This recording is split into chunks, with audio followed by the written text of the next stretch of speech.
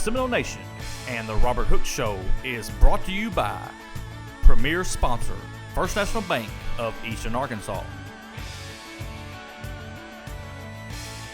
Bugmobile of Arkansas, H&R Block of Mississippi County, Ed Harshman and Harshman Reynolds, and Roller Swift Funeral Home. Council member Tyler Dunnigan. Farm Bureau Insurance Agent Grant Barnett. Good evening, ladies and gentlemen, and welcome to another edition of the Robert Hook Show on the Seminole Nation Facebook page and YouTube page. My name is Michael Eflin. I'm joined by Mr. Bobby Eflin. He does all the color commentary for us on the live feed, and also does a lot of the play-by-play. And with a week like we had last week, he does a little bit of everything. And we're also joined by the head football coach of your Osceola Seminoles, Mr. Robert Hooks. And Coach, first of all, we'll go back and talk about the last game between you and Gosnell, last non-conference game. Before we get into the conference schedule, last tune-up, you've played 3 now. So now you kind of know where your players are going to be at, hopefully. I know you still got some moving around to do, but at least you know kind of where your players play well at on offensive side and the defensive side.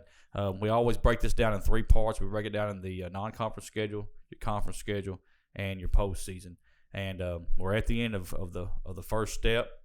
We played the Gosnell Pirates, and we all knew that the Gosnell Pirates would be very, very well coached, and we knew they'd be a lot better from what they showed. Started off 0-2 with a loss to Nettleton and then to Kennett, Missouri, and both of them pretty good-sized losses. But when you get the Seminoles and the Pirates together, it's always a big game.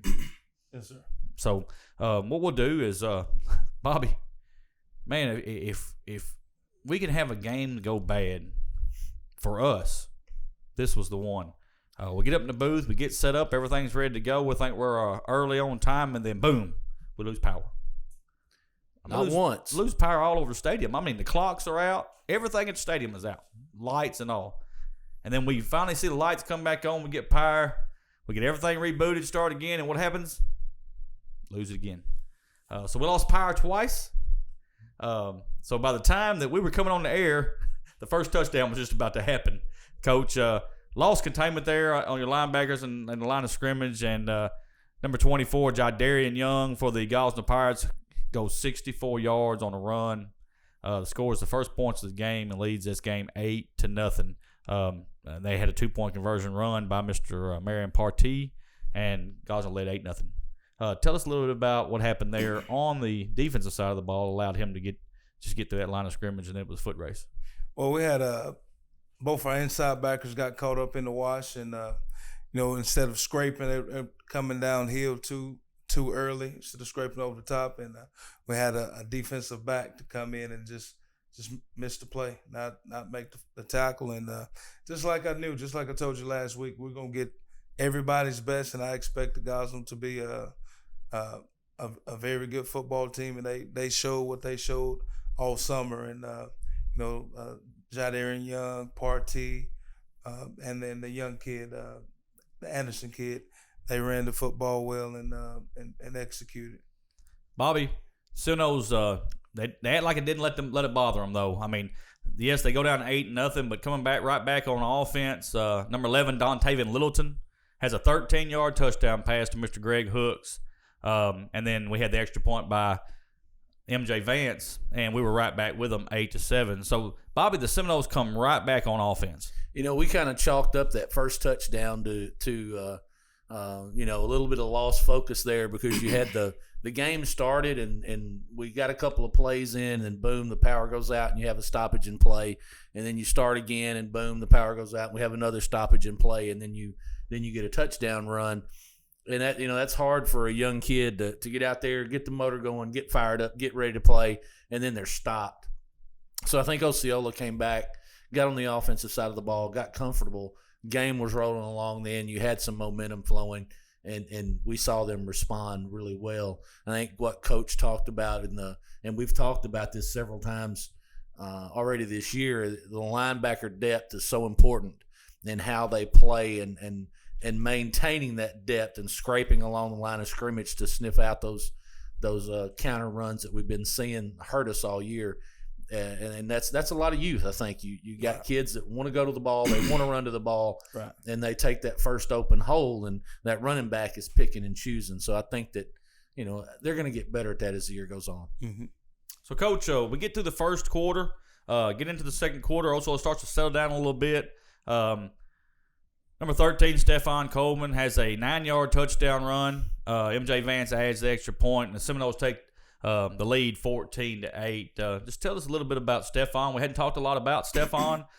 We did at the very beginning, maybe in our first show or two, and you talked about how just a good football player and how he doesn't understand how good he could really be. Well, he steps up here and gets you a touchdown there in the second quarter. Just talk a little bit about Stephon. Well, Stephon is a tremendous athlete who he had a red shirt sophomore year. He didn't play for us last year, but so he's still raw in a few areas, but he's a very explosive player, and I'm telling you, he had a great week of practice too. So I think if he continue to work the way that he's been working, you're going to see a lot from him as the season goes on. Again, just youth and inexperience with him as far as some of the mistakes that he made. But hey, I can deal with you messing up full speed. So if he continues to do that, we're still going to believe in him and give him the opportunity. Bobby, we kick the ball back off to Gosnell there in the second quarter. They come right back. Just like Coach just alluded to, number 34, Travell Anderson, goes 82 yards for a touchdown on a run. Just caught the hole, and he was pure speed to the end zone. They tried to attempt a 2-point conversion. It was no good. So we have a 14-14 tie, Bobby. Same thing happened on that play that we've been talking about. You got a little over pursuit by the linebackers. He makes one cut into the hole, and then the defense is not there. The safeties have come up in run support, and Mr. Anderson had the speed to take it to the house. A good strong run, and I thought Gosnell was very disciplined on their offensive front. They made some good blocks. They utilized the H-back, Landon Hicks, very well. He would step into the hole and get a hat on the linebacker. He was playing off of the D tackle, off the 3, and moving up to the second level and getting a hat on the linebacker. So they knew and they obviously watched film from previous games that Osceola liked to over pursue. They had a good game plan, and they utilized it very well in the beginning. So, Coach, 14-14 at that point. 4:13 left right before the half. They only scored before halftime.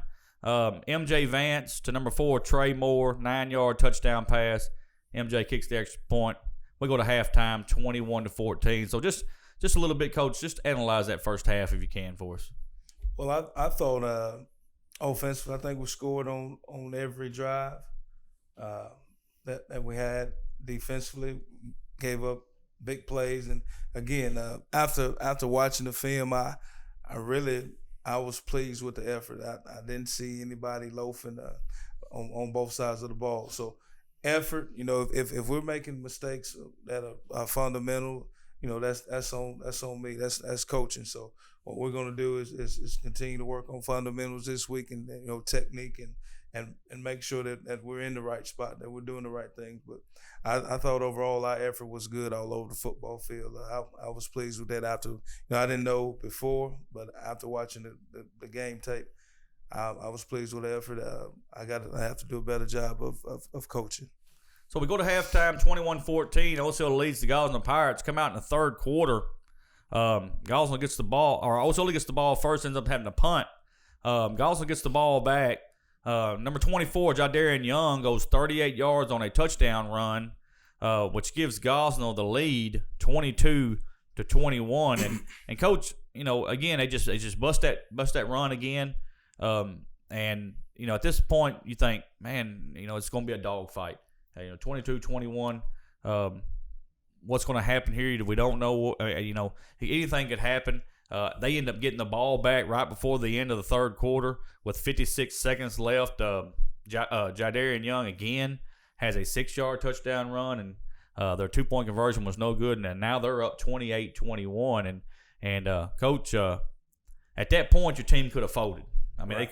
they could have got down and said, well, I don't know if we can stop this run, or what we're doing is not working. So they could have folded, but they didn't, because right back they kicked the ball to us. And Bobby, let me hear that word you call him. Mr. Dependable. Mr. Dependable.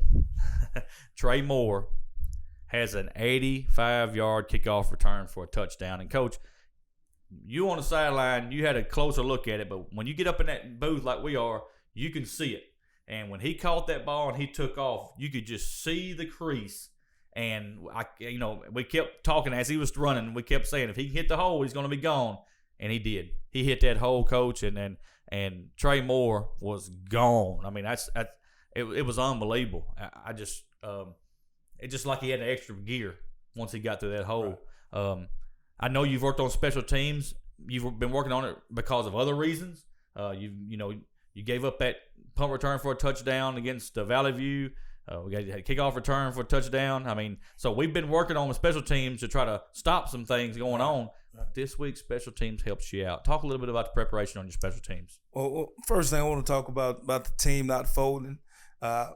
Right after Jadarian broke that last run to make it 28-21, we had guys come to the sideline, and they were bickering a little bit, and all at once, Rod Hale, he says, man, hey, it's over, it's done. We finna play football. We're not gonna do this.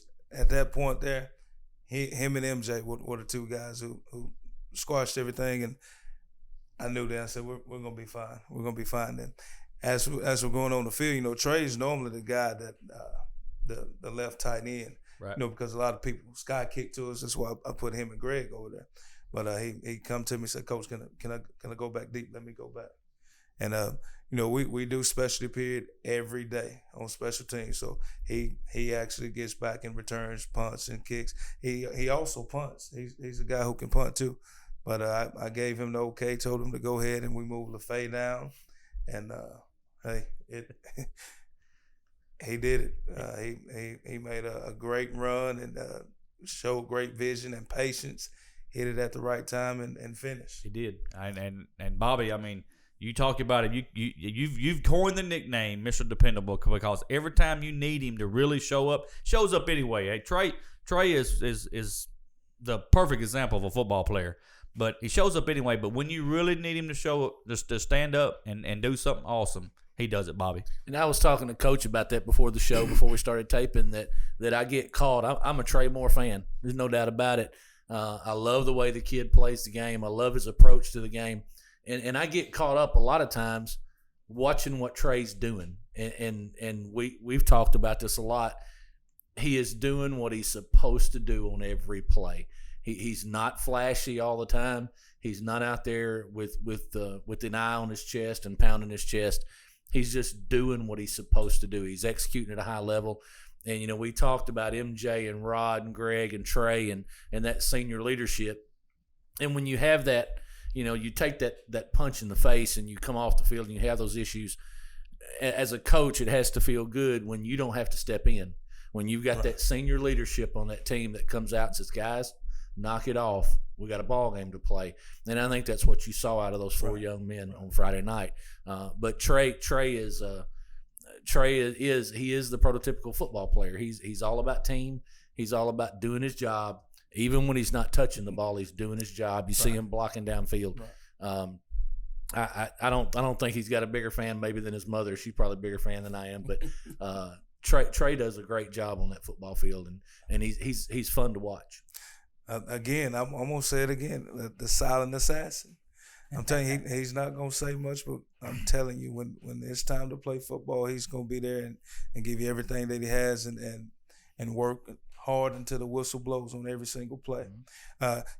Those both his touchdown runs, I didn't even see a reaction after once he scored. He scored, come back and hand the ball to the ref and win it and rested. He rested, because he's the holder too. So he's all business. He is.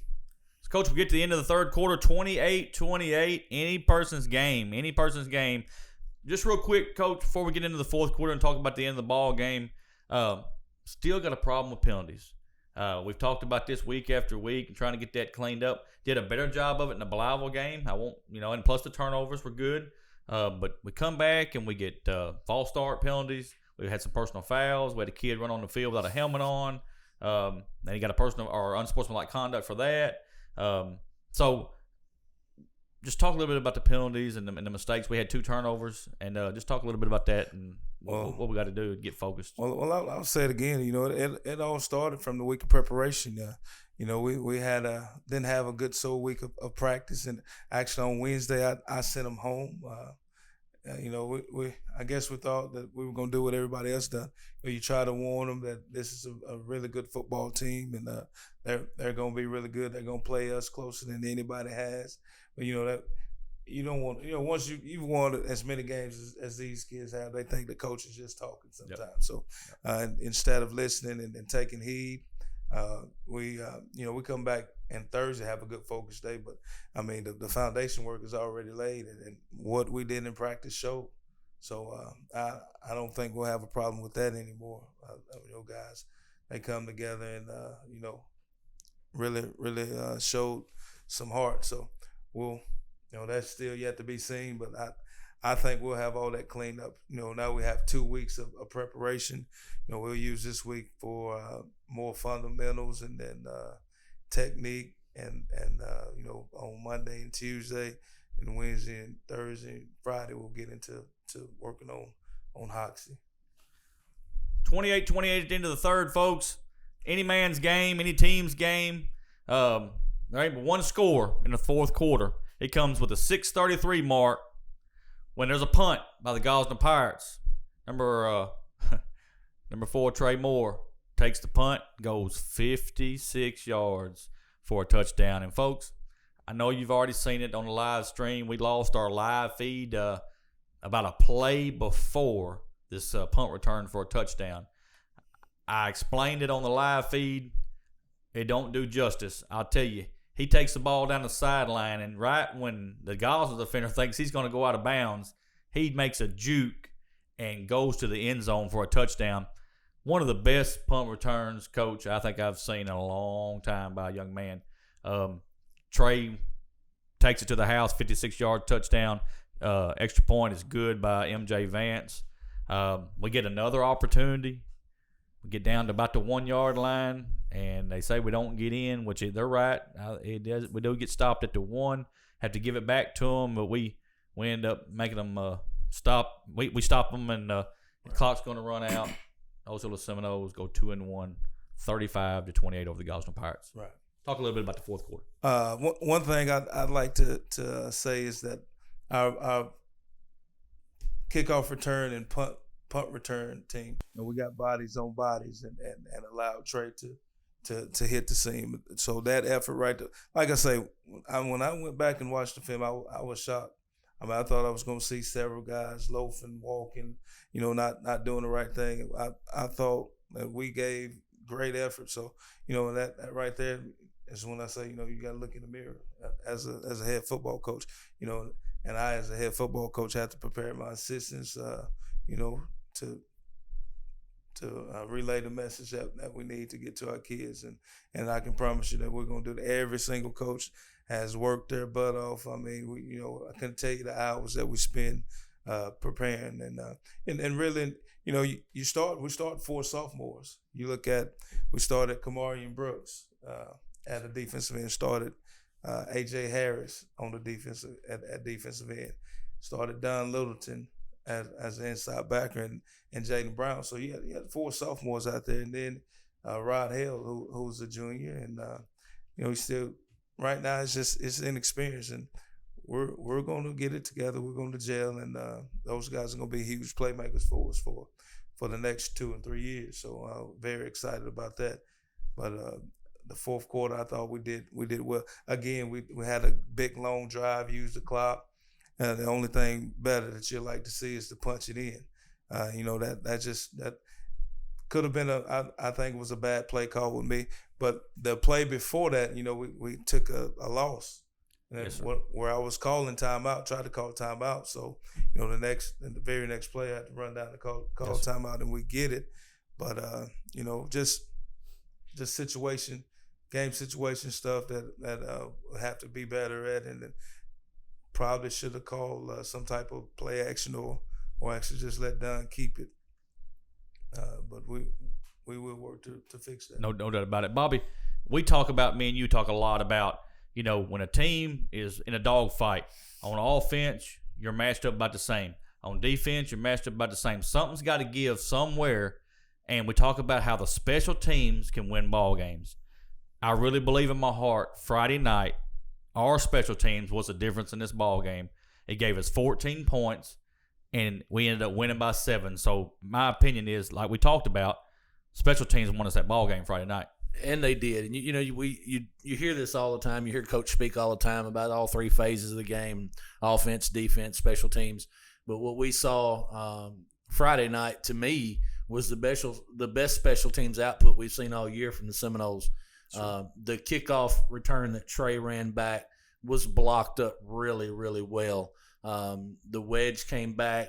I was able to see some guys in their lanes. They got their heads around. They found a hat to put a hat on, and then you let Trey find the seam and go through it. And that punt return was blocked up really, really well. I think Gosnell made a mistake. They punted into the side that you look for the return to be set up on. But again, the kids got back. They got back with hustle, got their heads around, put a hat on a hat, and that move Trey put on at the end, he completely fooled the Gosnell defender. That kid thought he was going out of bounds. Trey gives him the shake, and he goes down the sideline. And Trey's got the speed to do that. He's got the speed to make that work. But again, you can't say enough about Trey and just doing what he's supposed to do, making the right call, being in the right place, doing the right thing. And I think that you didn't see any quit in your team at all. No. They played to the end, and they could have taken the adversity when they go down by 7 points. They could have mailed it in the rest of the ball game. They chose not to. I think that's got to be inspiring for the rest of the year, that you see kids that respond that way. That's right. Plus, it gives you confidence. I mean, it lets you know that, hey, we're in a dog fight, but we fight hard. We want it more than they do. We're going to win the ball game. And that lets them know that maybe down the road somewhere when you're in another dog fight with another team, hey, just keep plugging, and you'll be there in the end. That's why you want it. You want a chance to be there in the end. Right. So 35-28, Osceola beats the Gosnell Pirates. Folks, the first phase of this whole thing is over with. Seminoles go 2-1 in the non-conference schedule. What happens next? We get into conference schedule. Folks, that's where it counts. You play these non-conference games to try to get everything simplified. You play them to get people in key positions and get to rolling. You want to be rolling when you hit conference play. We'll be right back. We're going to let our sponsors get a word in. Thank you so much, sponsors, for allowing us to do what we do with Coach Robert Hooks and sponsoring the Robert Hooks Show. You're going to get to hear every one of them right here. We've had a couple more come on. We appreciate that. We're going to be right back and talk about the Hoxie Mustangs. First National Bank of Eastern Arkansas is the official bank of the Seminole Nation and the Robert Hooks Show. Our premier sponsor, First National Bank of Eastern Arkansas, is Eastern Arkansas's largest independently owned bank. First National Bank of Eastern Arkansas specializes in all your banking needs, including personal banking, online banking, business banking, savings accounts, loans, CDs, and IRAs. Go down to the First National Bank of Eastern Arkansas, speak with President Greg Reese and teller supervisor and loan processor Taylor Lucius for all your banking needs. First National Bank of Eastern Arkansas is a proud sponsor of the Osceola Seminole Nation and the Robert Hooks Show. First National Bank of Eastern Arkansas, member FDIC.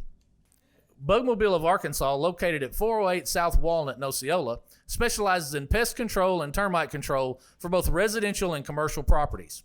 Owners Oscar and Jade Gonzalez would be happy to come out and give you a free estimate, and you can also contact Bugmobile at 870-563-6811. Bugmobile is a proud sponsor of your Osceola Seminoles and the Seminole Nation.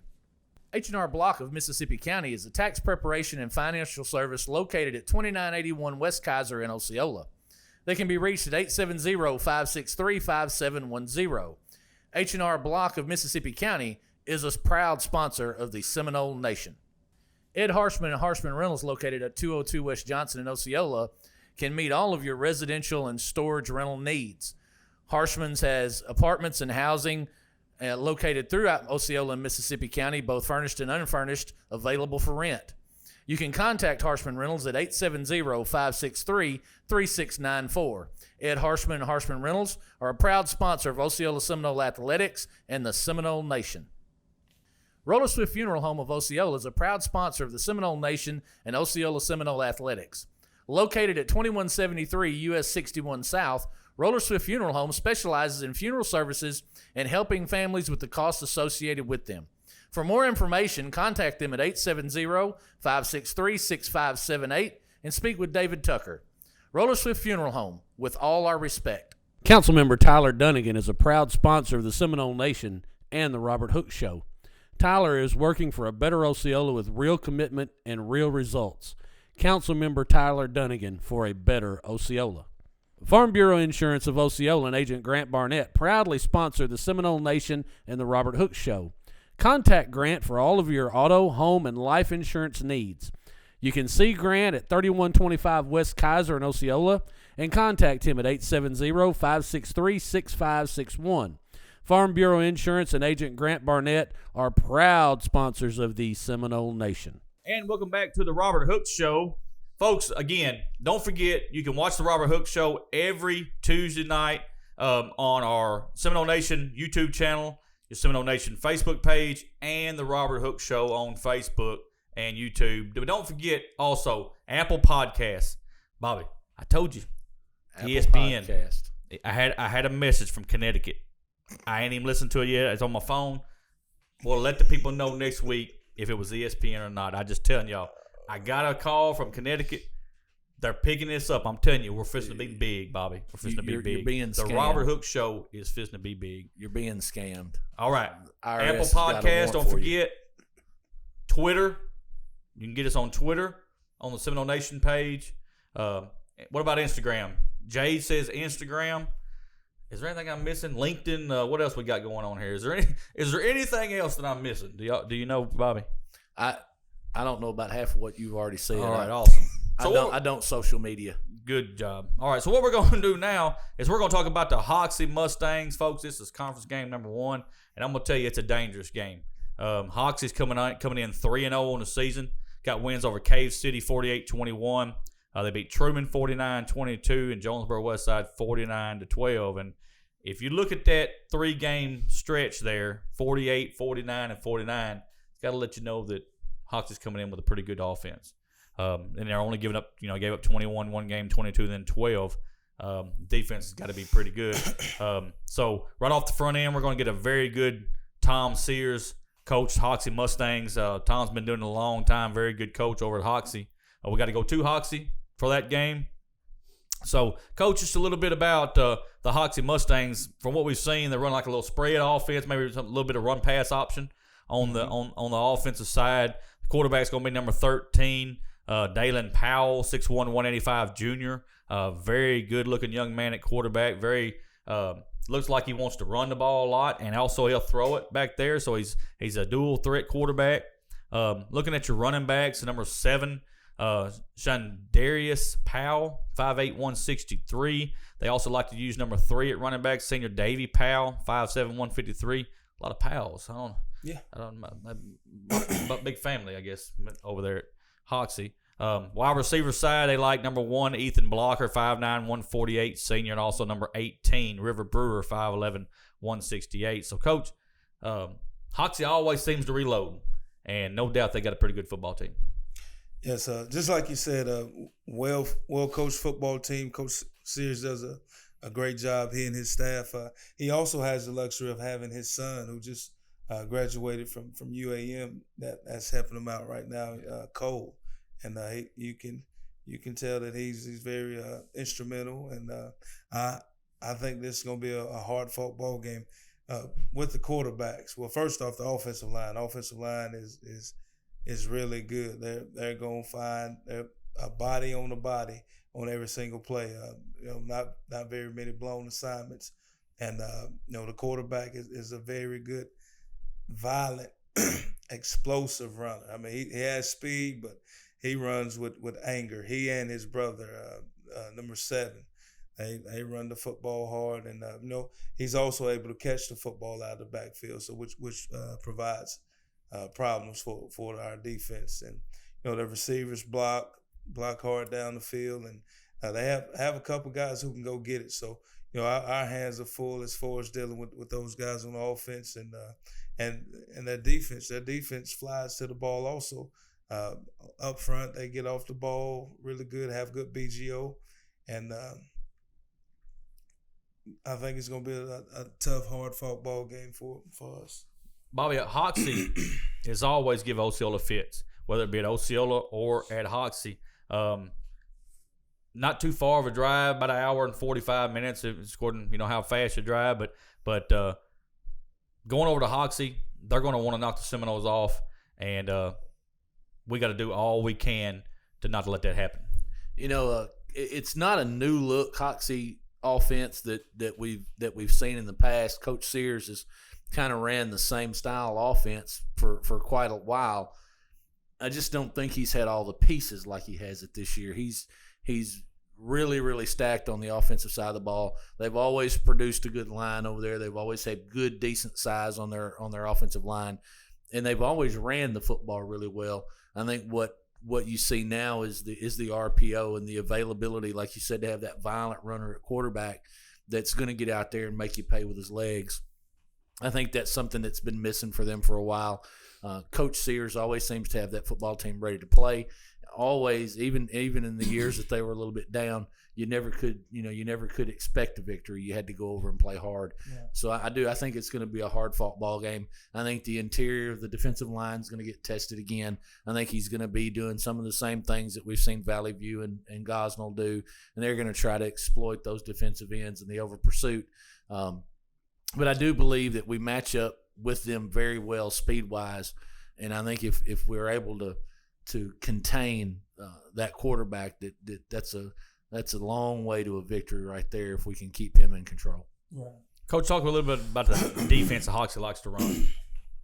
Well, they're going to run a 3-3 man free, or a 4-2 man free is typically what they like to run. But they've also run a 3-2 versus us in the past. So right now that's one of the things that we're kind of we've seen them versus 2 run teams. So we really don't know how they'll defend us right now. So we're going to work on a number of things. Good thing that we have an extra week.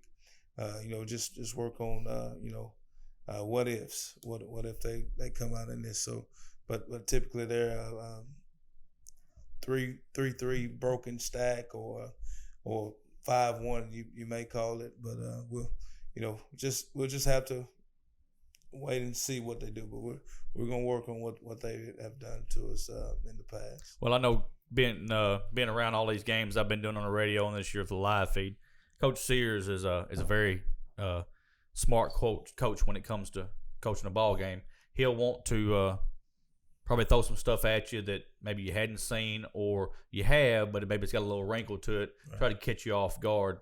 One thing I have found out about an Osceola defense is you may get them a little bit at the beginning, but they learn real fast about what you're trying to do, and then they make you adjust. And I really believe in my heart that if the Seminoles come out and just play good, fundamentally sound defense, I think we'll be in the ball game. Offensively, Coach, I like our chances. Both teams they're gonna do different things. They're trying to get the ball down the field. Both got tons of speed. Look forward to that. Maybe it comes down to special teams again. But I'll tell you one thing. That can be the equalizer is the crowd. So, folks, let me tell you something. The non-conference schedule's over. The conference schedule starts now, this Friday night at Hoxie, 7 o'clock. We need you to drive that hour and 30 minutes, hour and 45 minutes. We need that stands full. We need a playoff atmosphere.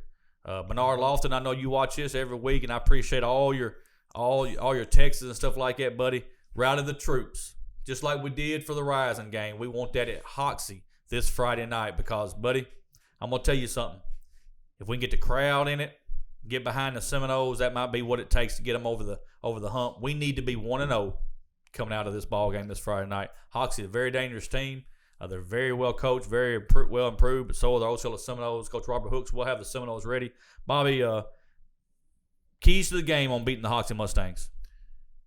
The defense has to shore up in the front. We got to stop the run. We're going to have to try and make them beat us in the air.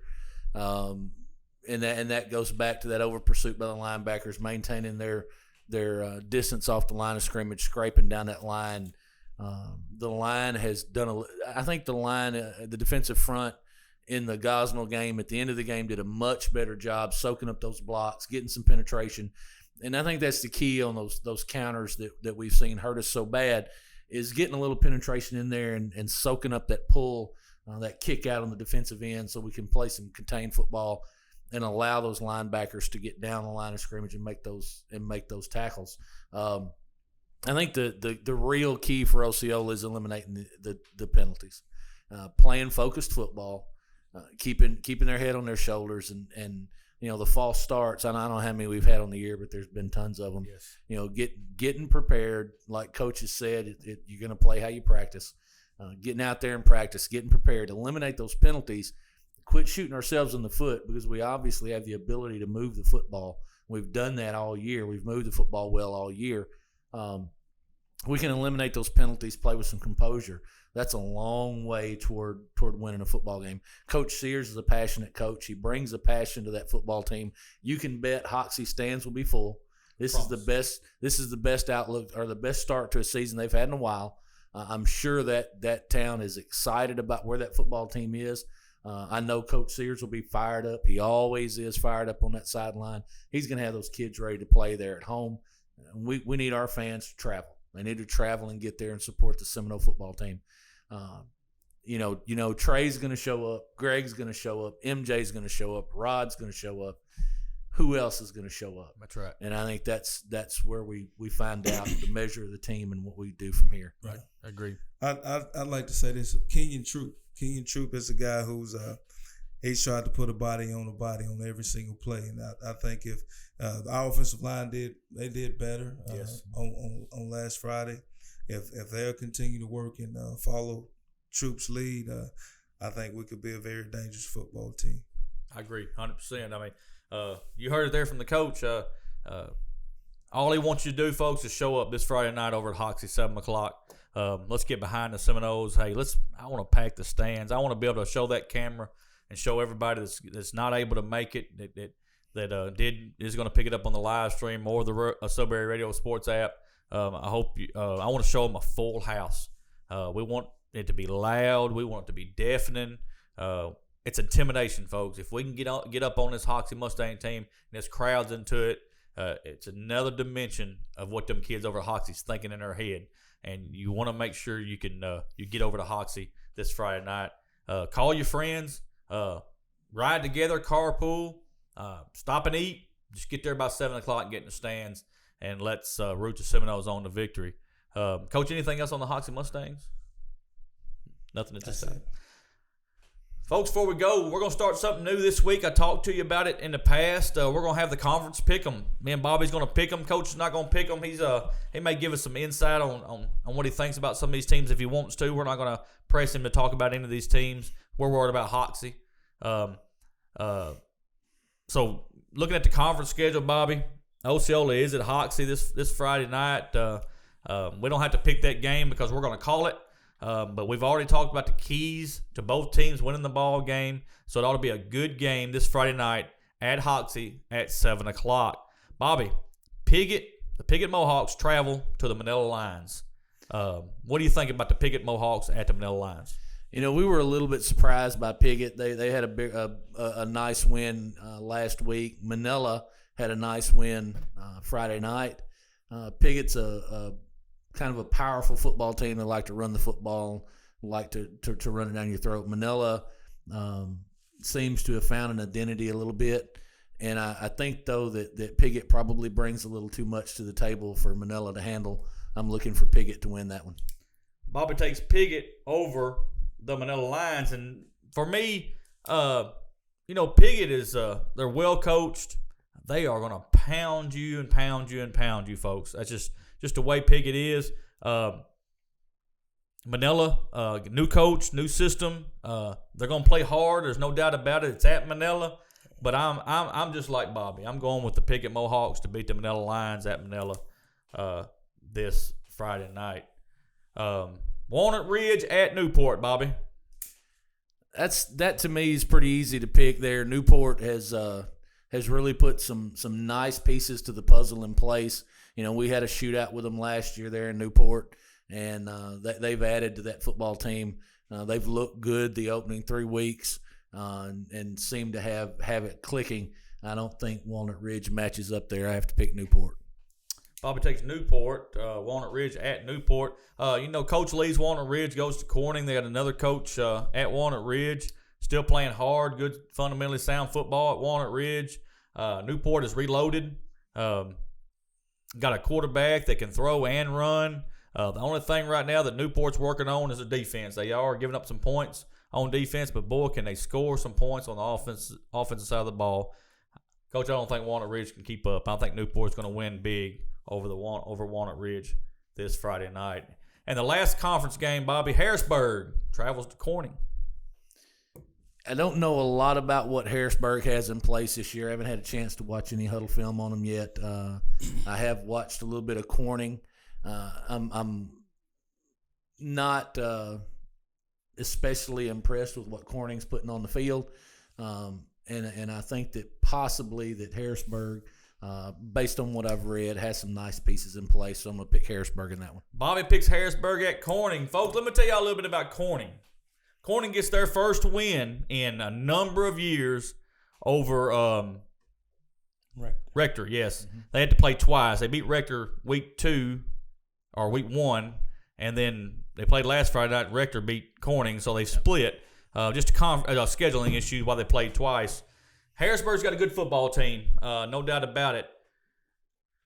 But I'm going to go out on a limb on this one. I think the streak is over. Corning is going to get their first conference win in a number of years, folks. And I'm not sitting here downing them by no means. So if you're watching the Robert Hook Show from Corning, we're not downing you. No. We're just saying that you hadn't won a conference game in a while. It's been tough. You got a new coach. He's a good coach, Coach Treadway. He comes over from Walnut Ridge. I'm going to pick it. If I lose it, I lose it. But I think Corning gets the upset this Friday night at home against Harrisburg. So I appreciate that. It's a good start to the year for me. I'll be 1-0 at the end of this thing. That's great stuff. Well, I'm going to tell you what. Harrisburg is a good football team. Are they a good football team? Good football team. Well coached. Coach Thornton. Coach Treadway does a great job, and I think that his kids are going to be – I think every team in the conference is better than they were last year. But I think Harrisburg is a good football team. Really good football team. We'll see what happens. There's a trend here on the show, folks, and I don't know if you've seen it or not, but it even kind of comes out in the live feed broadcast we do the games that Coach Hooks and I seem to agree a lot. That's because that's the Luxor upbringing. I'm just going to put it out there. Oh my goodness! And it's good, good sound intelligence. We're trying to bring some of that into you. We're trying to help. Well, I understand that, and I appreciate that. But Randy Travis wrote a song about it. It's called "I Told You So." And after this week, when we come back the next week, I'm gonna sit up here on TV and tell y'all, "I told you so." Randy Travis. We'll be waiting. Hey, look that up. It's on iTunes. Randy Travis. I told you so. Are you getting paid for that? I'm just telling you. Hey, I'm just telling you. Corning upsets Harrisburg. It's coming down to it, I'm telling you. So, folks, at this time, we're going to finish up here. That's our pick 'em. We tell you every week we got something huge coming up for the homecoming week. It's getting bigger. It's getting bigger every day. We got more ideas coming in from all over the city. It's so great to see the city of Osceola get behind this Robert Hook Show and the Seminole Nation and what we're wanting to do. Folks, I'll tell you this. That's all I'm going to tell you. It's going to be big, and it's going to be live, and that's all I can tell you. You'll know the week before. We'll let you know what it's going to be. We're going to blast it on the social media sites, but it's going to be huge for the Robert Hook Show. We're going to go live. I'll tell you that much. We're going to be live for that hour. It will be an hour show, be live. And Maybe but I more can't- than one show. I can't. It could be more than one. You don't ever know. Or we might run that one in the ground and not do no more. I don't know. But I'm just telling you, we're going to do a live show on the homecoming week. We've got a lot of people involved. Man, it's going to be awesome. That's all I can say. You ain't going to want to miss it. For Coach Robert Hooks, Bobby Eflin, thank y'all for tuning in. See you at Hoxie, 7 o'clock this Friday night. Hoxie and Osceola. Y'all have a good night.